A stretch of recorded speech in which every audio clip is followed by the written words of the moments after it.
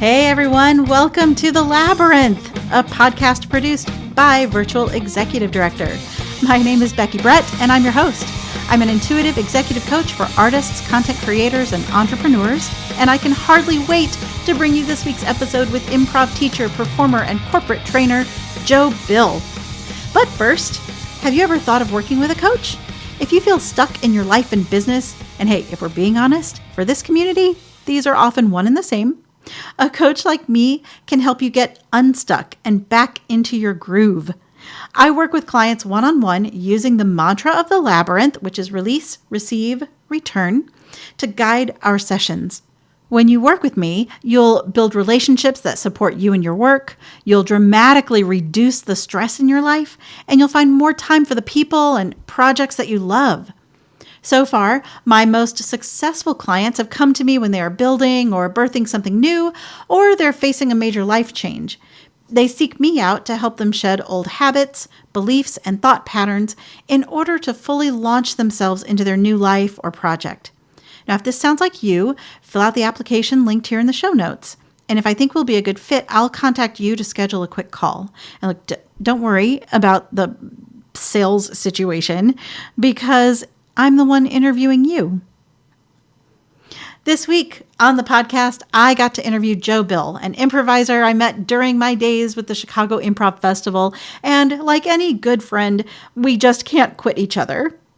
Joe Bill is widely regarded as one of the best teachers of scenic and comedic improvisation in America today. His goal in improvising and teaching is to foster deeper connections between people and characters, both on stage and off. He believes that by improvising together, we can make the world smaller and explore the interconnectedness, the truth, and humor that already exists amongst all of us. His credits: Joe has been a performer, teacher, and director of corporate training at I.O. Chicago for more than 30 years. He is one of the co-founders of Annoyance Theater and was an artistic associate for the Chicago Improv Festival for the entirety of its existence. He has been an internationally touring teacher, performer, and director for more than 20 years, and he acts as an artistic advisor for a number of improv and comedy theaters all over the world. I mean, he's pretty much taught at every improv festival, at least in the US and Canada, that has taken place over the last 30 years. Please welcome to the podcast, Joe Bill. So welcome to the Labyrinth, Joe. It's great to be in the Joe labyrinth. Bill. Becky. Step on in. Are we two? Yeah, we're in the labyrinth. Okay. Mm-hmm.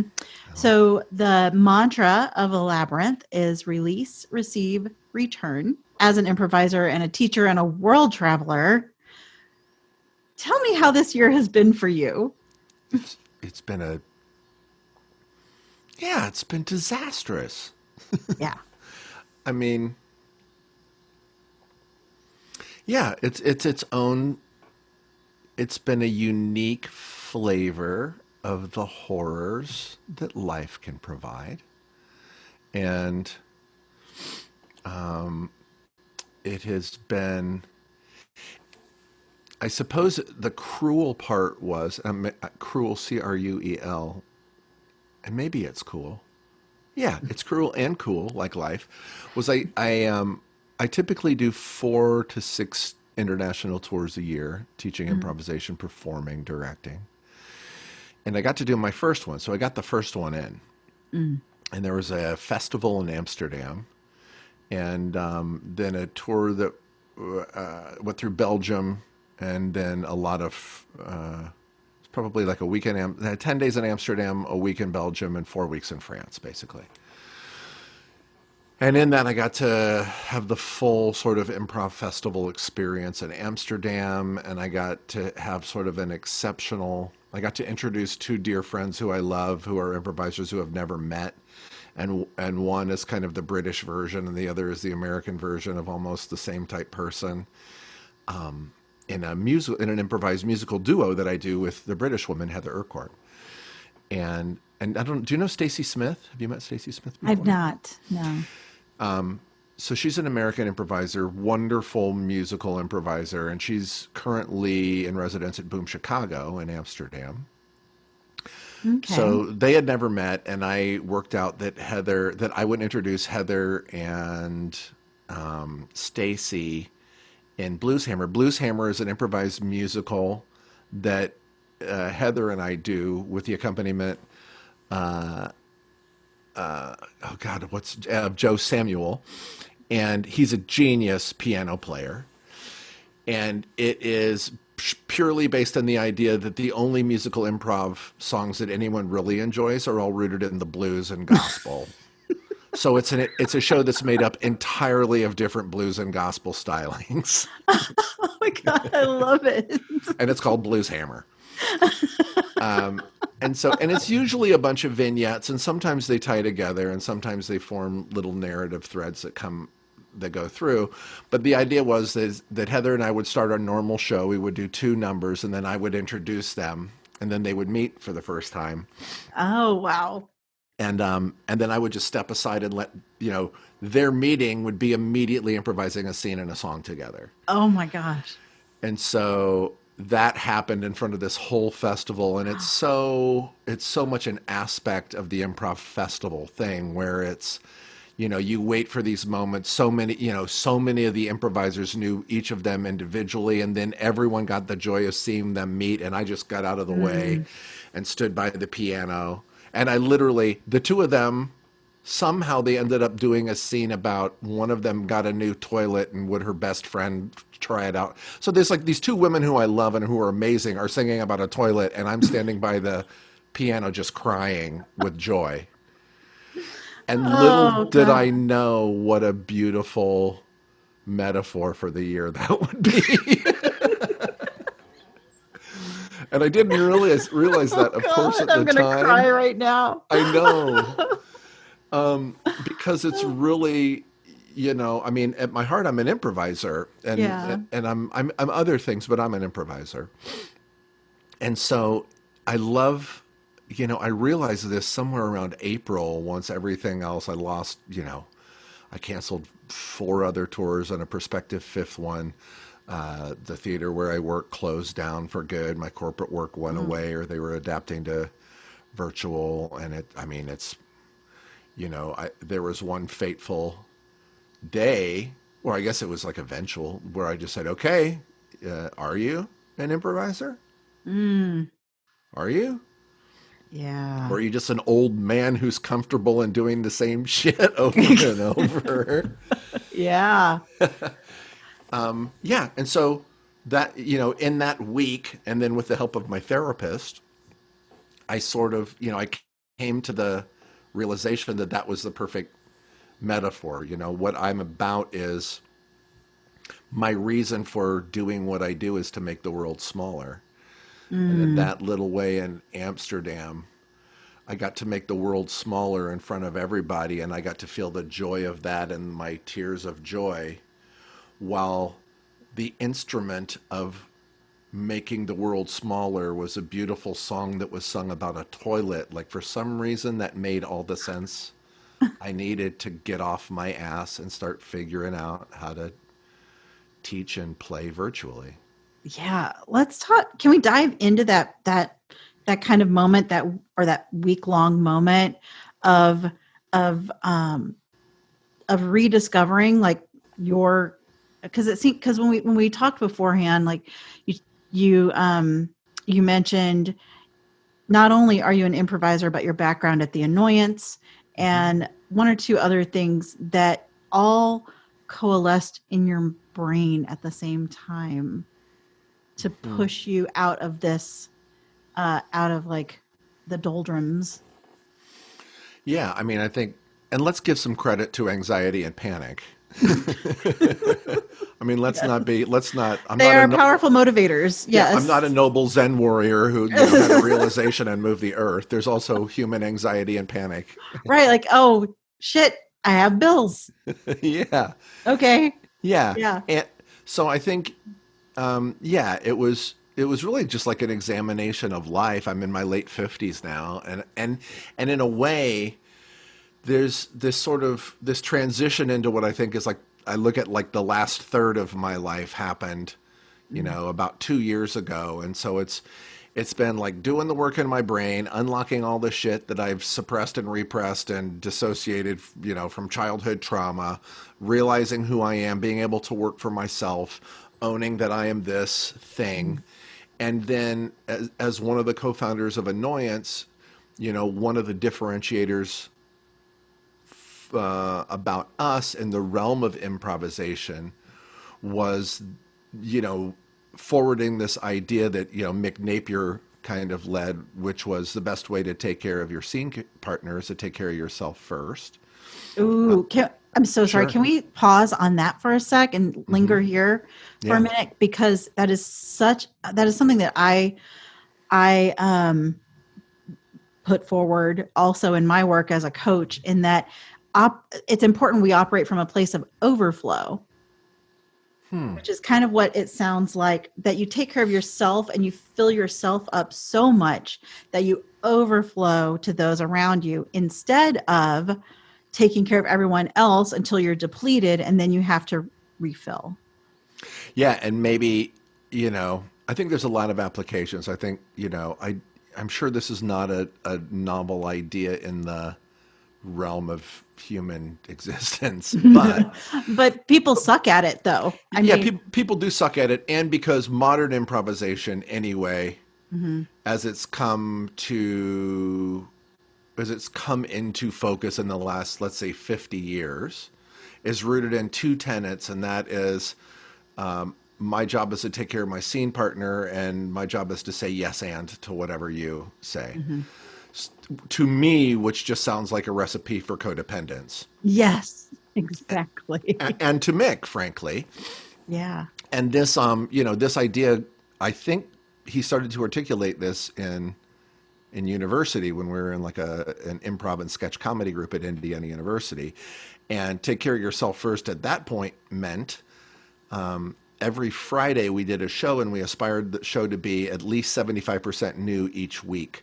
And our rehearsals were usually Monday, Tuesday, Wednesday, or Monday, Tuesday, Thursday, or Monday, Wednesday, Thursday from midnight till 2 or 3 in the morning until we finished Mm, stuff, like after school, after work was yeah. done.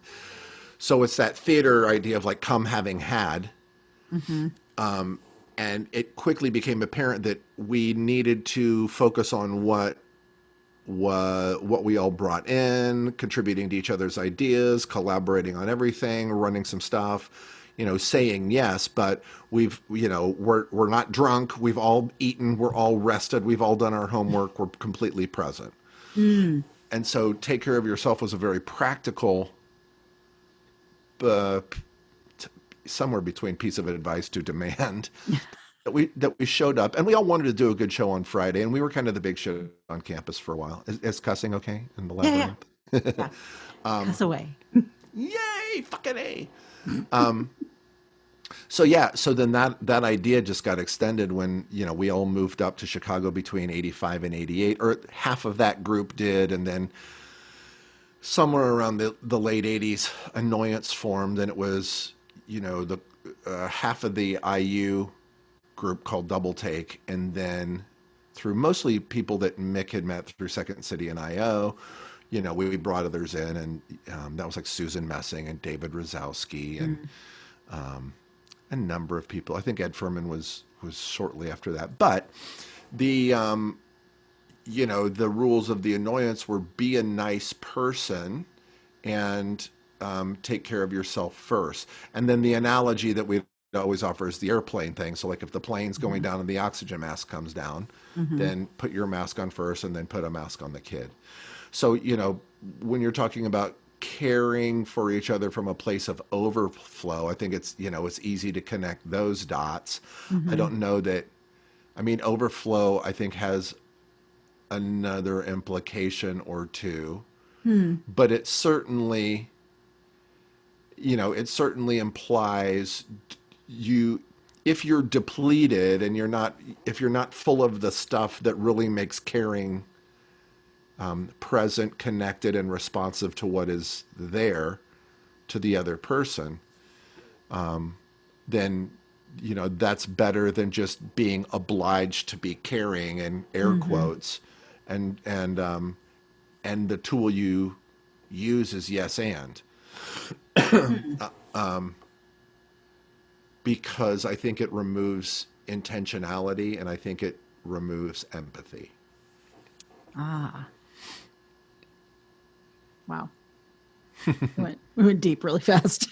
Yeah, it's It's so funny to me, like how all the improvisers I know uh, are super serious. Like, not especially now, I think. Like yeah. how many improvisers have been into the labyrinth with you? And then are we Um, of a different do we have this like yeah, I don't know if I've had a light conversation with any improvisers during the pandemic.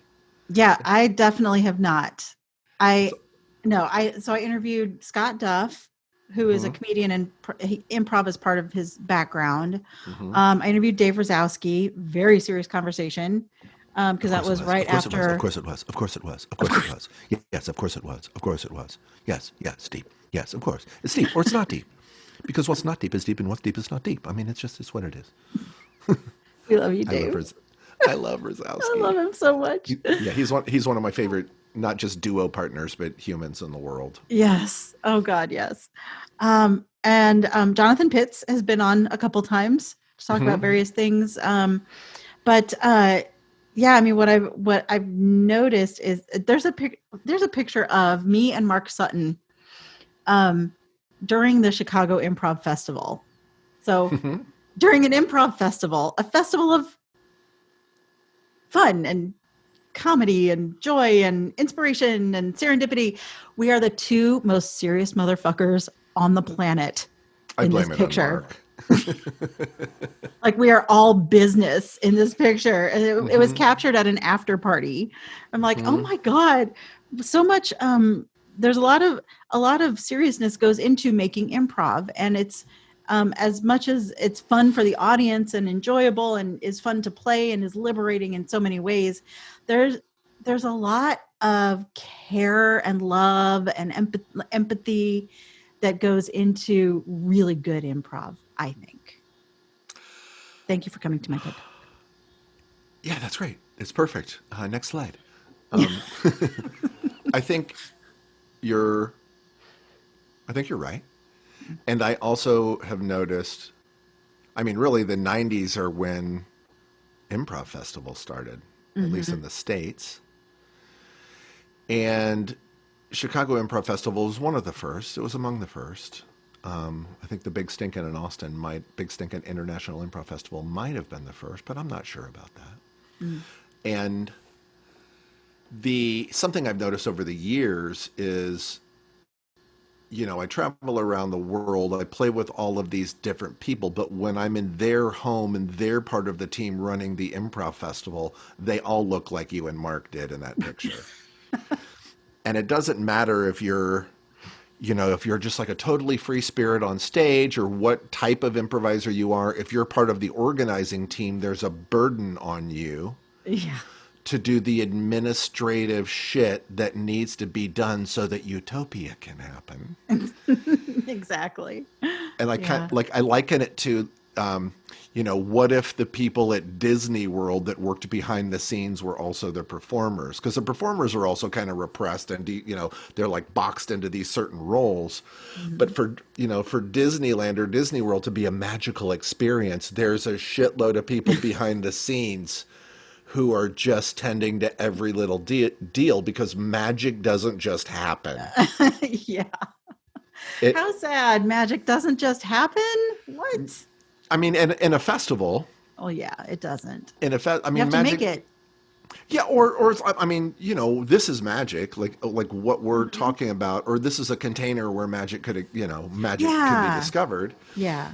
It's like building a playground. You need to create the circumstances for magic to be able to happen. That's right, without the demand that magic happens. Yes. So as organizers of a festival, how can we create the circumstances in which the right casting of people can come together and then Mhm. discover something that is unburdened by logistical clusterfuck? Yes. Oh my God. Yay, we did Yay. it! You just wrote my next grant. Thank you. Thank you. Avoiding logistical clusterfuck, a Avoiding the grant. logistical clusterfuck. Please give us money. Well, so Yeah. getting back to how, so this year, so you like everything kind of fell apart, and then Hmm. you realize you're an improviser Hmm. who knows how to take care of himself. I And what mean, else? What else yeah, went into that? yeah. Like in that moment, it really was just like an existential questioning. You know, it's like, Mm, oh, I'm supposed to know how to take care of myself. I know the part of me that thinks it knows how to take care of myself. I know I've taken care of myself in many contexts, but then I also know I'm an artist and I have blind spots, and there's ways I don't take care of myself because I don't have the skills. I've not accumulated the skills mm, because I've been accumulating other skills. mm-hmm, So now it's like the brass tacks of how the fuck do I take care of myself in this? mm-hmm, And some of this, one of the metaphors that I learned, I came up through the bar and restaurant industry. And so a metaphor or analogy is probably better in this case. When you go, no matter how long, I worked in the bar and restaurant business for 15 years. And whenever you start working at a new bar or a new restaurant, the best thing to do is immediately go and start with, where do I roll silverware? Where do I marry ketchups, mustards, and salts and peppers? mm-hmm, And so and at the beginning of anything new, you have to roll the silverware, you have to marry the ketchups and the salts and peppers and the mustards. mm-hmm. And all of that happens so that you can then assemble them in a prescribed way for the first table that you put them on, and then that pattern goes out. So that's the analogy for taking care of yourself. Like Okay. you can be the greatest bartender in the world, and you can have regulars that come to see you, or you could be a great, server. I'd managed places before, but shit's going to be a logistical clusterfuck if the silverware's not rolled and the ketchups aren't full. Yeah. So And what was your equivalent of that so that personally? was, yeah. So it got to, well, what is, so the restaurant is the world, and who am I in the world, and what's rolling my silverware? And rolling my silverware is, my, to go into like the Simon Sinek world a little bit, like Mm-hmm, my why is to make the world smaller. mm-hmm. So I exist and I do what I do in order to connect people to make the world smaller. In a way, it's a subversive piece of resistance to nationalism, not just in the States, but it's a way to think globally. Mm. Because improvisers are a tribe, and I started learning improv in high school in 1977, and by the time I got here and studied here in Chicago and studied with Del Close in 85, there was maybe not even 100 people who even knew what a herald was. Mm, mm-hmm. And I guess it was like about 10 years ago or something. TJ and Dave were over in Austria, and they taught this master class with about 50 people. And they said, how many people knows what a herald is? And all 50 people raised their hands. Wow. And I think Pasquazi noticed, there's 50 people here with your hands up. And when he started, there were barely 50 people. This number of people was about the number of people who knew what a herald was. Yeah. And for those of you listening who don't know what a herald is, because that's probably most of you, it's an Yeah. improv format. You want to explain it just real quick? Yeah, it's on the one hand, it's a format that's used as a training.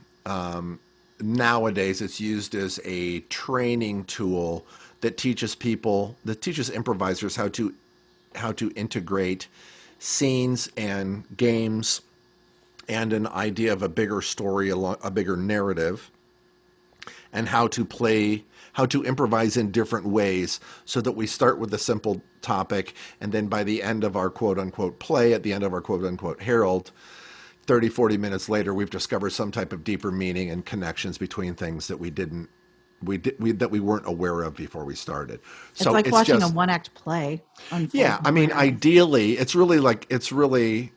you know, it's become what Herald really is, or I think how I learned it was, Herald is a theatrical means by which people take a simple suggestion, theatrically brainstorm elements or deconstruct elements or ideas around that suggestion, and then improvise in any number of ways for more than 10 or 15 more minutes, up Mm-hmm. to an hour, and the result then would be a herald. And the idea is to to connect with each other's like hearts and minds, to identify patterns that come up, to follow the patterns, to support each other's ideas, and to be in a sense of discovery. And now it's just become this. Now I cynically say Herald is a prison that all improvisers are required to inhabit for 2 years so they can learn how to escape from prison.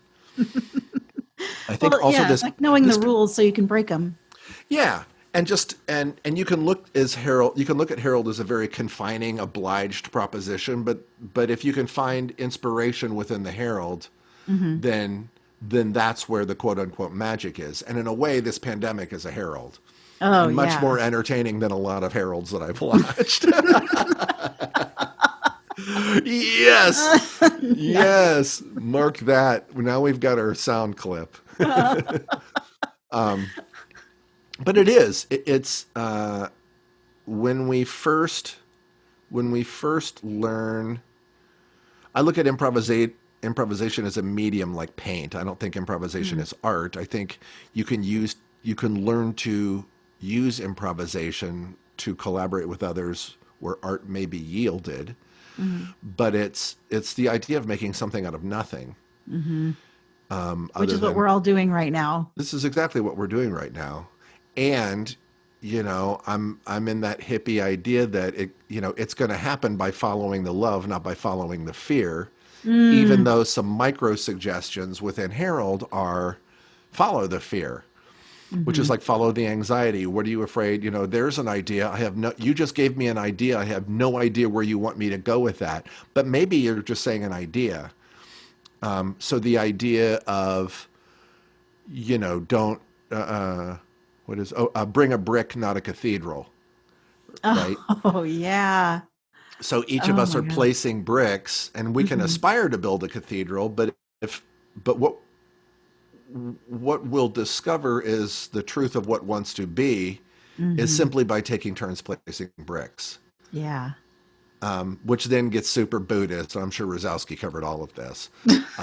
But it's like, so if you don't attach yourself to the outcome and you allow yourself to be present in the moment and playing from a piece of love and not from a place of fear, then eventually, if you follow that, then your truth will lead you to what is to be. And so what I did, Ooh.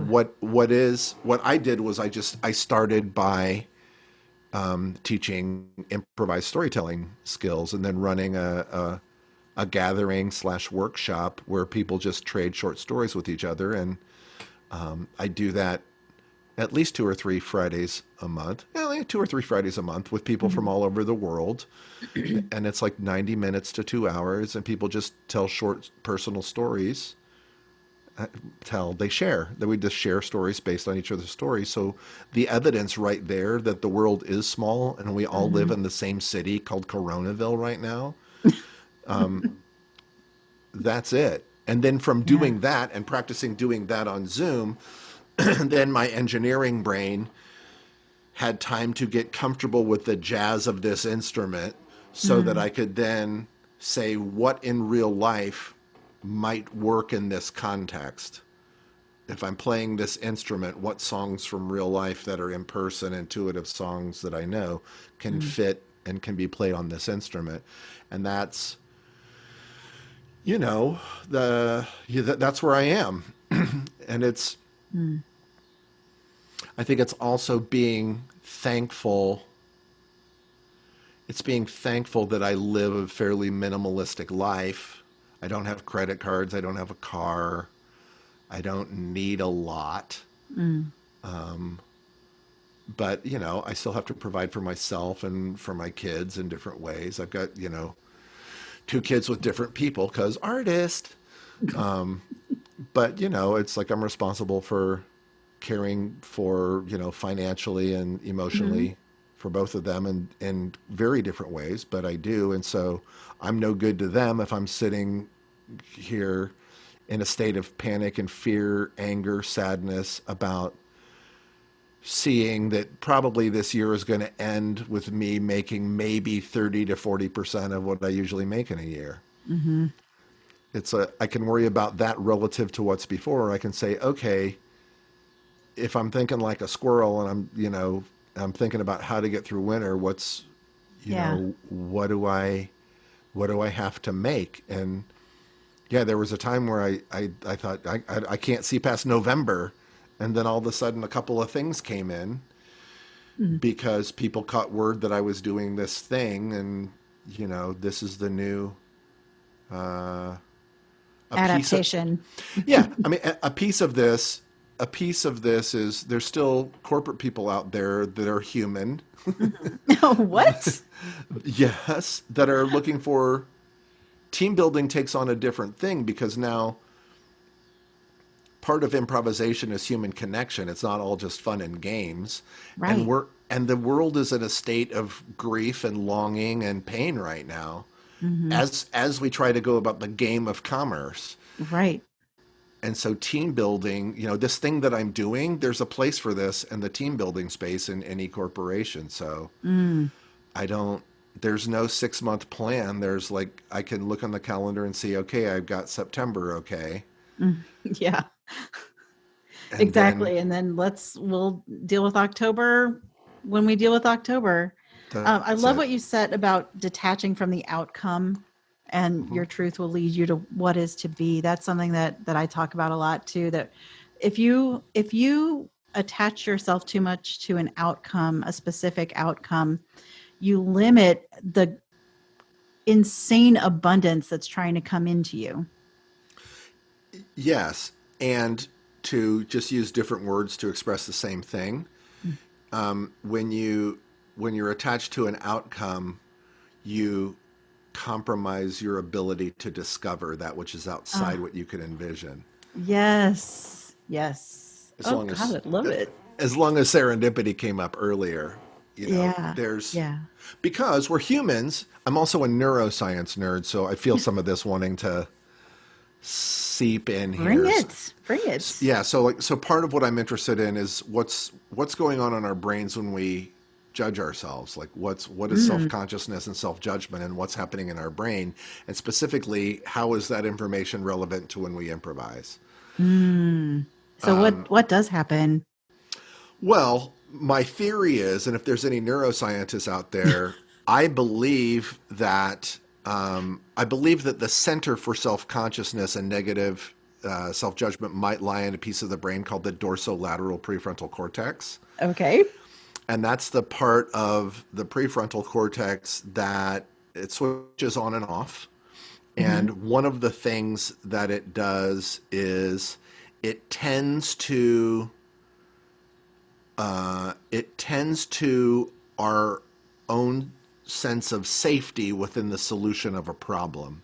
Mm. And so when there's a neuroscientist named Dr. Charles Lim, who you can see on YouTube, he has a video. I think it's called "Your Brain on Improvisation." He's the rapping neuroscientist, and he studies the neuroscience of freestyle rap. Oh wow. Oh, And that's really cool. between some of his stuff, and then there's like Harvard Medical School and Johns Hopkins stuff. There's also a woman named Jill Bolte Taylor who does a TED Talk. Her book is My Stroke of Insight. So gathering all I've these seen pieces, that one. Actually, I think Rosowski. yeah, I turned Rosowski onto that. I'll take Okay. credit for that. But no, Okay. yeah, Yeah. there's so many You mentioned lessons. that. Yeah. There's so many lessons. I mean, Dave and I have spent countless hours. It's another reason I love him. We can, every 2 years we re-meet and we have the same conversations and do a couple of shows, and then and we're always in touch. But Yeah. this was probably early 2000s. I just went on this jag to just gather this information and figure this out, and I came across dorsolateral prefrontal cortex. Mm. And one of his experiments was putting jazz keyboardists in an MRI machine with their brain wired up. Hmm. And the experiment is, okay, jazz musician, we're going to put you into this MRI machine, and you're going to improvise at a specific place in this music. And I think he plays the musical piece and he says, here's where you're going to improvise. Got it. Good. Wire them up, put them into the MRI machine. And one of the areas that they're observing is the dorsolateral prefrontal cortex. And so this thing is when it turns on, it measures danger. It activates the adrenal system, the limbic fight or flight, body shit. And so the artist equivalent is you're a comedian or an improviser or a musician, and the club owner comes in to watch your set. Now you become aware of the possibility of fucking up. Mm-hmm. And so now that takes you out of the quote unquote zone. Mm-hmm. Mm-hmm. And so through this experiment, one of the discoveries was that in jazz musicians, this thing is turned off when they improvise. In fact, when the music starts, this thing is turned off. Wow. And so to me, and then there's also behaviors that turn it on. And one of them is like eyes scanning around. When your eyes are quickly scanning, or even in looking at a small problem, your eyes do small movements called saccades or saccades. And this, and it's because our brains don't need an entire block of information before we start working on solutions to problems. So our eyes move around trying to gather micro pieces of information to see if we're okay, to see if we're okay, to see if we're okay. And the act of our body doing that in a muscular, in terms of our musculature, that behavior signals to our brain, we don't have all the information. We don't have all the information. We don't have all the information. And that's why the best improvisers, you can see a consequence of their presence, their experience, whatever is, their eyes tend to be focused very purposefully. And they're, we say we're focusing on our scene partner, but a lot of times the evidence that character is here in improvisation, and I don't mean in like short form or game, because it's a different gambit. But I mean, if what we're doing is we're pursuing what emotional truth is between these two characters, given the circumstances in which they find themselves, we're able to declutter our mind or get the logistical clusterfuck of what's not improvisation out of the way by just equipping ourselves with a point of view or an emotion or whatever. That's the taking care of ourselves part, through which then I can receive you. And then the acting part is with a willingness to change or to be changed. There's your tutorial. Thank you. Does that all make sense? Yeah, yeah. It feels super nerdy and I love it though. First of all, I love nerding out on everything. Yay. Yeah, I mean, let's talk about what you kind of have the tools to deal with what's coming, right? It seems like you kind of released your expectations for the year, had to, and then you released your fear and anxiety over, or maybe you used it as a tool. Like what replaced that for you? I think it's a daily proposition. So I'm mindful of when fear and anxiety is visiting. I accept that those are components of existence in these times. And, like a lot of artists, self-care is a bitch. Self-care is, so many of us are so much better at taking care of each other than taking care of ourselves. It's one of the curses of the improv teacher. We can take care of everybody else, and therapists too. We can take care of everybody else, but taking care of ourselves, whoo. Yeah. So part of it is, the flip side of that coin is being kind to yourself, which is really just accepting that these things can exist. And so then if I know that fear or anxiety are visiting me, for instance, one thing I don't do is watch the news or post on Facebook because I've not taken care of myself. I'm not ready to receive the information that both of those two things represent. Yeah. Or I have my shows that I'll watch that are somewhat either escapist or aligned to. There's a show that went right before we started when Mark Sutton texted me. There's a show he turned me on to called Alone. Do you know this show? I don't. Alone is on the History Channel. And I think maybe the current season just ended. but it's 10 survivalists are allowed to take 10 survival items into the wilderness and a giant box of camera equipment. There's like 5 or 6 cameras. Jesus. And the first couple of seasons, they're out at Vancouver Island, like north and west of Vancouver, kind of facing the Pacific. And whoever lasts the longest without any human contact, and in the wilderness where there's bears and wolves and mountain lions and things like this, whoever lasts the longest gets $500,000. Damn.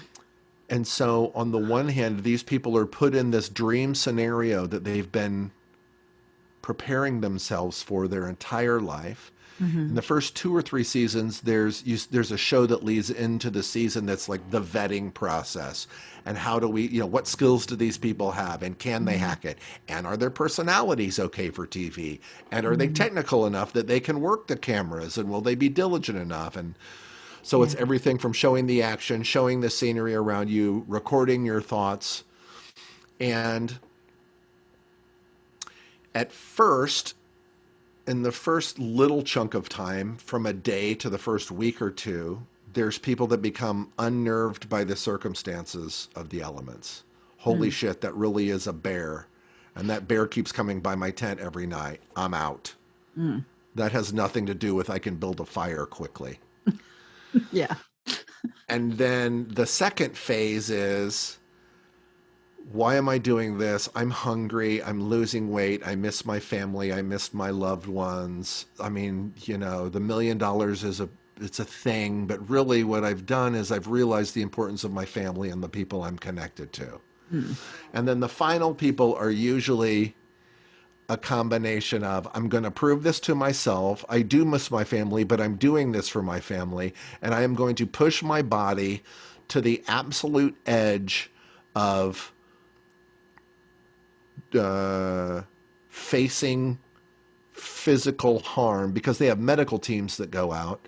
And one of the things that they're aware of is if a medical team evaluates that their body has slipped into a condition where there could be irreparable physical harm, they will be removed from the game. Oh, wow. And in that final phase is where you see people psychologically dealing with all of the existential shit that has come up for me and that I've observed in others during this pandemic. Oh, wow.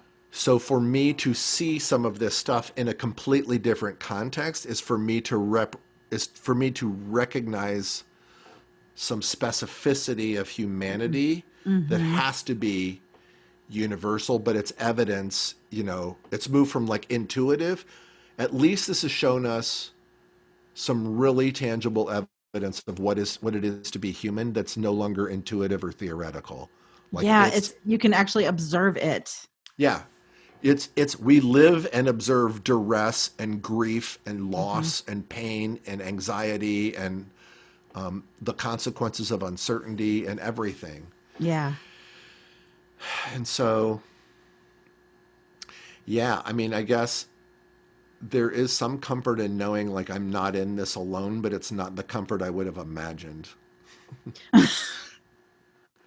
It doesn't seem like useful human doesn't help sloth comfort. Yeah, it doesn't really help you feel better. At least it doesn't help me feel better. Like, right. I mean, great that, we're all experiencing this, but I still feel like shit. Yeah. Well, and it makes me value the individual experiences where it's, in a way, it's like an improv scene. It's like, what are you bringing to this Zoom? What am I bringing to this Zoom? How are we? Yeah. One of my approaches to teaching the acting side of improv is subjectively. To know how we are is to know who we are. And I'm not just showing you how I am, but I'm receiving you through how I am so that you may change me. And this is a different type of intuitive awareness, seeing each other on Zoom. But it's also, in a weird way, if you're, it's like you rediscover friends or you discover new relationships where there's a willingness to just be completely open, because this is also kind of safe. Like we're both in these little performance booths Yeah. with the same type of anxieties and fears and deficits and, wishing we could hug somebody. You and I are both huggers. And it's like, oh Yes. my God. I got a hug today. I thought I was going to melt down. Like a server hugged me today, and I just thought I was going to lose my shit. She's like, Yeah. "Do you need a hug?" I'm like, "I do. Yes. Just hug me, please." Yeah. I think they're coming out of this pandemic. There could be a very short term cottage industry of chaperones that are just in charge of making sure people don't murder each other hugging. But Yeah, like I can't breathe. yeah, I am running on a high oxytocin deficit. And Yeah. like but the plus is that my hypervigilant anxiety has discovered a partner and now occasional depression that visits. So at least variety is good, right? Absolutely. I mean, it's not the same thing over and over. No, no, you get a whole array of neuroses to choose from now. Yeah. There's Yeah. like to know the difference between I don't want to get out of bed and I can't get out of bed is really a gift. It really, 2020 has been generous with its lessons. Yes. And I love that. I also love the irony that it's 2020 and that's what perfect vision is supposed to be. Yeah. Like, Yeah. that's just But so, what if what if we are seeing things perfectly for the first time? in a lot of ways, we are. Mm-hmm. In a lot of ways, we are. And it's Jill Bernard is a person I love. She's one of the Yeah. owners of Huge Theater in Minneapolis, and we've been duo partners. And she initially learned from me, and I feel like I've learned way more from her than she ever learned from me. Mm. But she was on a podcast talking about, they closed the podcast by they asked her, well, what is something most people don't know about Jill Bernard? And Jill thought for a second. She goes, well, maybe it's like why I appear to be so happy. What do you mean, Jill? Well, the truth is that life is horrible, and the best we can do is to try to be good to each other. And I just got teary. And when you think about Jill and all of her beautiful Yes. energy, she Yeah. is such like a soldier in her deepest, darkest times. I've learned to see it now, Yeah. but she can really put on a good fight of optimism and caring and love and Mm. soldiering on and all of this that to the untrained eye it looks like, oh my God, this woman is like a snow globe of positivity when it's exactly the opposite. Yeah. I gotta say, this brings to mind one of my favorite moments in an improv festival was with you and Jill doing Scram. Hmm. And the scene was that you were sitting in a restaurant reading, only it appeared like you were actually pretending to read Moby Dick. And Okay. you said you were trying to be more than you were, Uh-huh. and she was your server, and she was like, oh, Moby Dick, and you're like, yes, call me Ishmael, and she goes, go on. And you couldn't think of what was like, you had no idea. I I feel like that's one of the things I'll do with her because she's smarter than me and she knows more history than I do. But one of the things internally that I'll do with her is when she calls me out and I've got no more information is my character will immediately fall in love with her character. So now none of the information matters except Yeah. my love for you. Oh, I love that. And it Yeah. usually works. And it usually works because it's Jill and she's brilliant. Well, yeah, and it's easy to fall in love with her. Yeah, I mean, whatever she's doing, like, yeah, yeah. she's just so human. She's Mm. just so ruthlessly human. I mean, it's just one of many things I admire about her. Let's talk a little bit about, because you said like one character meeting another is this willingness to change, and you said in a workshop at one point that listening is a willingness to change. Yeah, that's borrowed from. So I borrow from Alan Alda, Oh, who in acting his note for the actor is listening is the willingness to be changed by your scene partner. Mm. And so since improv is without a script, and so that's, I know what my lines are. I know what my intention is in my lines as I'm listening to you now, but you're going to give me a line that might have to change me or that will change me so I can deliver my next line according to this script. Mm-hmm. Well, in improv, since we're co-authoring the script as it goes, Mm. all we can do is be in this moment with a reasonable mix of certainty and uncertainty about where this is going. And in order to play brick to brick to brick with each other, I have to be willing to change my opinion about where this is going because my response to you is more important than my response to myself. Mm. And so the improv note is listening is the willingness to change. You don't have to, but the magic, the acting, Mm. the surprise, the gifts usually happen during the willingness. Mm. Because in improvisation, the product is our process. Mm-hmm. Here, audience, we're putting our process in front of you. And what makes improv truly magical to my taste is engaging in a process of tending to each other on stage in front of a group of people that most people don't get to experience in their lifetime. And that's the drug. And that's the thing that if I can be one of the army or one of the tribe Mm. that can help bring that to the world, then the world can be smaller in the way that I would have it be. I mean, It's like, yeah, okay, so I'm willing to change, or so I know I need to adapt to now. Like, I don't know what the fuck to do with that information. well, willing, I think maybe it's, yeah, let's see if we can find the question, right? Mm-hmm. So I think a willingness to change is a tool that can be applied in different ways, in different contexts, in different situations. Mm-hmm. I think. Can you move closer to your mic? I'm sorry. Yes, I can. Yeah. I was leaning back in my lean back of contemplation. So it's, and I'm just thinking out loud here. Yeah. Yeah, I'm going to borrow from, again, the world that I think I most live in and most discuss with Rosowski, which is just like the goal is to be present. Mm-hmm. And so I guess I look at that as foundational, because if the foundational goal is to be present with what is right now, then it's like the first willingness to change is, am I willing to not be present in order to purposefully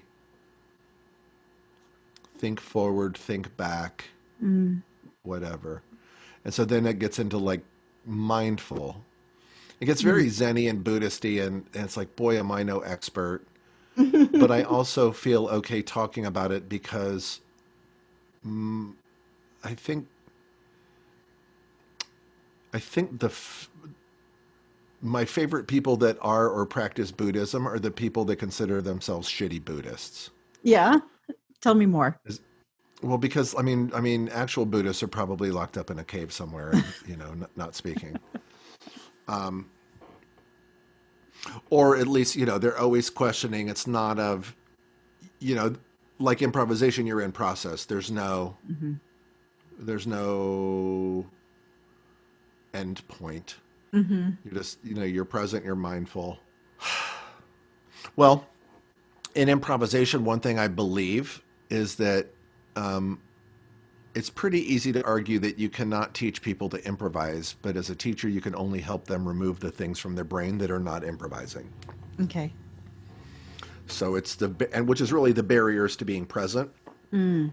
the barriers to responding in either an organic or a pre-prescribed way. If there's a thing like an improv game where the the invitation is to follow this prescription. Here's what we're doing. Will we do it? But I tend to think in terms of scenic improvisation and Mm-hmm. and creating. You and I walk on stage, and we're going to create a play. Yeah. So, how can I take care of myself?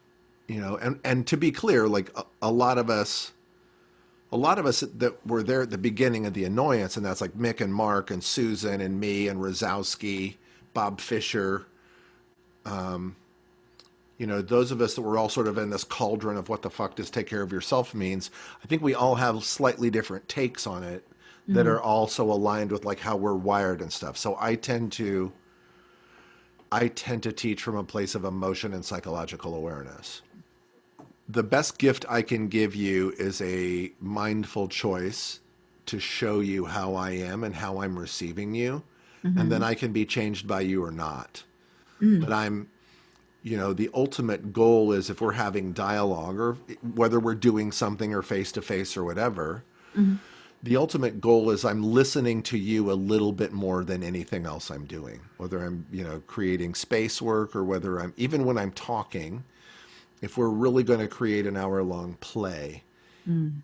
line to line, word to word, I'm noticing, like I'm doing now, I feel very seen. I feel hyper seen. and now I'll look up at the camera, how you're in response to my being in response to your being in response, Mm-hmm. right? So really, I don't know if you can teach anybody that. You can just trick them into finding it for themselves. The way I might facilitate that experience for an actor is probably going to be, it will have some differences than the way I would facilitate that for a corporate person. Yeah. But it's just like, I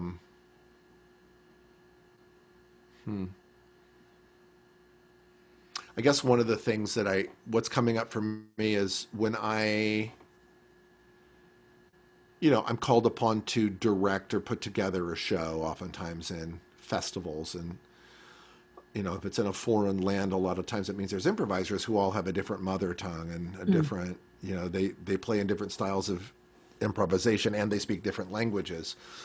And what I've learned that I value that began even in the 90s at Annoyance is it starts with the people that are here. Mm-hmm. So you don't teach people a format. I don't teach you to do a herald. I don't teach you to do a living room. I don't teach you to do closed quarters or like all of I could name 20 different improv formats. What I do is start with the belief that that format is already here in as it would manifest out of these 10 of you. So really, I don't have to teach you anything. We just have to discover what this 10 people's version of a herald is, or this people's 10 Mm. version of a living room or closed quarters or a blah, blah, blah, blah, blah, whatever improv format. Or if it's organic, I also work like an organic improvisation. It's kind of, if I've got 6 hours to get a show up on Friday night and 2 3-hour rehearsals, and there's people that speak 5 different languages and there's 12 people, then what's going to happen is there's going to be a format that's going to have all the languages that are here invited. And it's the only can't, I mean, it kind of starts with like, what's fun? What inspires you? What do you like to do? What Mm. do you hate? What do you hate? And then once I learn that, then it's just facilitating that which is loved and then Mm. facilitating the invitation for people to not take part in that which they might hate. If 9 people love musical and 3 people hate musical, and the 3 people that hate musical are allowed to, have a sip of their beer off stage while the Mm-hmm. musical's happening. Yeah. I don't know if that leads us to any good business models for anything, but What I would love to see is for more people to examine that for themselves. What is fun? What inspires me? What do I hate? What do I love? yeah. And do the things that are fun and inspiring and that I love, and just don't do the things I hate. Don't engage in it. Don't bring it in. Look, paying bills, don't love it. Don't hate it because I do enjoy having electricity. Yep. Um, delegate the things that you really can't tolerate but still need to have in your life. Um, Well, and it's also as coaches or whatever, like we know that our brains are wired to gather more information that's consistent with what we already believe. mhm. And during a pandemic, everything around us, not everything, we are surrounded by forces that are reminding us how scared and terrified we are. Mm, mhm. And our brains are addicts. We're all addicts. Yeah, we want more of that. Please scare me more. Yeah. So like once our brain starts thinking a certain way, it tends to want to continue thinking that way because that way it can, Mhm. it knows who it is. Yeah. Yeah. Oh And God. so then And we're back who to the existential crisis. If I stop total thinking in panic mode, who am I anymore? yeah. Yeah. And then like I was the thing that came to me about the pandemic and Zoom and people doing shows on Zoom is like I really love Beckett. I love Samuel Beckett. Uh-huh. And so, he's an Irishman who moved to France after World War One, and then as World War II's ramping up and the Nazis are marching through France, he's part of that movement of people who are like the existentialist Dada theater of the absurd, fuck everything, nihilist, Mhm. people. And so like I think that time is very, very relevant right now. And so philosophically, what was of that time is, the great question of like, what's the meaning of life when there's Nazis marching through the street? Mhm. And so, there was like 7 prescriptions. I'm not going to remember them all. There's like 7 prescriptions of so the idea is what is the meaning of life is the human thirst for that answer, and Mhm. then the universal reality is there is no meaning of life. So so given that as these artists produced, Mhm. then there's 7 different prescriptions of what you can do, and the last one of course is acceptance, Mm. which then leads to the meaning of life is you're allowed to define your own meaning of life. Yes. I love it. And so then what the fuck is an improv teacher or a corporate coach or a consultant? What right do we have to be hired by somebody else to come in here and tell you anything other than maybe what those 7 suggestions are, or just land with it's up to you anyway. Yeah. Thanks for the check. Exactly. It's so much of what we do is helping people discover their innate intuition, the fact that they know what is best for them. Are you the one who's reading The Body Keeps the Score? I am. Okay. Yeah. So like knowing like where in your body you're feeling stress or anxiety, Yep. and then dealing with it. But yeah, so much of what I feel a little bit like I've just given away all my secret. But I mean, we can't see that for ourselves. I think we need an outside person to say, here's how to discover this. Here's how to discover you. Here's the map to you. You have to follow it and arrive at your destination. But I'm out here. I have a map. I can help you. Well, and at the same time we know that that's just one thing we know. Right. And there are no secrets. And you don't have secrets, and I don't have secrets. We have shit that we do, but we have Yeah. you have your Becky head, and I have my Joe head, and we walk into an assignment with some type of outcome, counter to what we believe, to some type of outcome called objectives Hmm. that a client wants, and Yeah. so our job is to get people to help in some way treat the symptoms that are in the way of those objectives. Hmm. And so nothing's original. Everything's learned. All of this shit was here before us. So all we can do, and even Del Close said this, it's just like nothing's original. He just has a series of observations that he's maybe packaged differently. Hmm. And given that people are addicts and however they're thinking is the way that they're thinking, when we show up in their life, they're already thinking a certain way. So really all we're there to do is to see if we can seduce them for 2 or 3 hours into thinking about something else. And then in that shift of them thinking about something else, is there something that we can do that we know is a best practice or we're just fucking, we're gamblers in the psychological Las Vegas of everybody's mind, that we can get them a little hit of dopamine achievement or a little hit of oxytocin, connectedness, or a little hit of like serotonin, make boss happy, whatever the neurotransmitter shit is. I have a brother that's a motivational speaker who he said to me, and he makes all kinds of money. He's like, I don't teach people shit. I make them feel good. And it's mostly in Florida. But I mean, that's what I love about improvisation. Is like, it's kind of open source. Yeah. Yeah.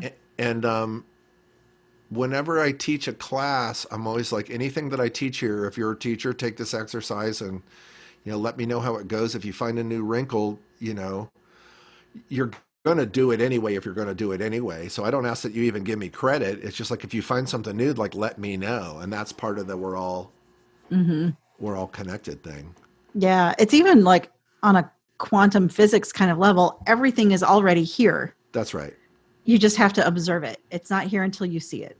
Yeah. Yeah. But it's here. It's here. It's just not material until you see it. Yeah, and to your point earlier, like we're by definition objective to anybody's experience that we find ourselves in front of. So, how can we be of value as an objective observer to any person? And the answer is, it depends on that person. Yeah. Like out of the box training is a very 80s and 90s corporate training thing that came on the heels of the psychological revolution of the 70s, which gave us bullshit like Myers-Briggs and all of that. It's like everybody wants to be measured. Everybody, I love learning whatever the new, I call them corporate horoscopes, but whatever the Yes. the measurement instrument. All the weird, like, are you a dolphin or an otter? Are you a ruby or an emerald? Are you a whatever? Sure. Yeah. I call everything corporate horoscopes, and that's why most HR people hate me. But I mean, because we're humans and we walk with that innate, what is the meaning of life question in our heads, that anybody that can show us a different yardstick and say, here's where you fall, and here's the other people that fall close to you, and there's the people that fall far away from you, that makes them, go to primal brain. Oh, these people safe, these people danger. Yeah. Now I've been validated in the way my brain works. Right. Instead of being open to whatever the experience is that you're going to have on this earth. Yeah. And there's open, there's a million flavors of open. Open's not one flavor. Yeah. Let's wrap this up. Let's return. Sure. Okay. And because we've gone into some deep territory. I would like to know, what is the most fun you've had? I would say ever, or this year, however you want to pull it together for yourself. Tell me about the most fun moment you've had. Oh, fuck. The immediate answer is like any orgasm. Because when you say that, it's the first thing that I'm sorry, I was leaning back. The first thing that comes up for me is fun is not a moment. Fun is a process. Oh yeah. Yeah. It's almost like, what's your favorite festival? Like, what's your, and my answer is always the next one. Yeah. Or the last one. Yeah. Fun is a process. I love that. Yeah. And it's like, I feel, as I've aged, I feel like, like a lot of fun has just left me because, this gets into therapy shit, but it's like, this is a tip of the hat to Brene Brown right here too, since we've invoked everybody else. Yeah. But it's like all the coping mechanisms of our childhood, I'm in that band of people that made the best of the situation in which I found myself growing up, and I grew up with a sense that I was born into the wrong family and I need to escape, and I'll act the way I need to act to just stay the fuck out of trouble and keep the spotlight off of me so I can eventually get the fuck out of here. Mm-hmm. And so one answer, I had a sense I was born into a prison. I just discovered this in another thing I was talking with somebody else about. I was born in this idea of I was in a prison. Then I went to college, and I experienced college, and then I toured with People for a year, and those were like huge. I'm no longer in the prison, and here's all the possibilities of like all of this. And then I land in Chicago, and I truly, the next phase of me beginning, oh, who the fuck am I, began with Annoyance Theater. So I escaped one prison so I could land in co-ed prison slots. Nice. And so I'd have to say, it's not a moment, but the 90s, I love that the 90s were maybe the greatest decade I will have ever lived and the worst decade I will ever live at the same time, because that sounds like living to me. I was the best version of myself and the worst version of myself in the 90s, all in the same decade. And so probably on the same day too. Who knows? Could be. So maybe I just left all the fun in the 90s, and now it's been like, holy shit. No. Yeah, and now it's that, it's the existential question, like, who am I now? Who am I now? Who am I now? Who am I today? And who are you today? I'm a guy that's talking to Becky Brett. Aw. Appreciative of that. Yeah, that's it. Well, it's dark outside. I made it to another day. I took a walk. I've had 4 different Zoom things with people I love, and my daughter will be here tomorrow, and that's great. Yeah. I love anytime my daughter puts the last piece in a 1,000-piece puzzle that we're working on. I love that moment. There's a Hallmark answer for you. Well, I have seen a meme going around that says normalize telling your friends you love them. Tell them a lot. Make it weird. Yeah. I love you, Joe Bill. I love you, Becky Brett, very much. It's so great to just reconnect. Yes. And have you do my thing and have me do your thing, and it's just like this feels, like I need it. Yeah. Yeah, until we can tackle each other in person. And try not to kill each other and alternate joyfully laughing and sobbing. Yes. This will have to do. It will. It will indeed. Thank you so much for doing this with me. It's my pleasure. Let's do it again. Thank you again, Joe, and thank you all for listening. If you want more of Joe Bill, you can find him on Facebook at Joe Bill Teaches, which will be linked in the show notes. Now, if you liked this episode, please be sure to subscribe, leave a review, and share it with a friend. If you don't already, follow me on Instagram at beckybrett.live for daily inspiration, information, and support. And if you're looking for a coach, the link to my application is here in the show notes. I can't wait to hear from you. Enjoy the journey, everyone. And remember, you can lose yourself in a maze, but you can find yourself in a labyrinth.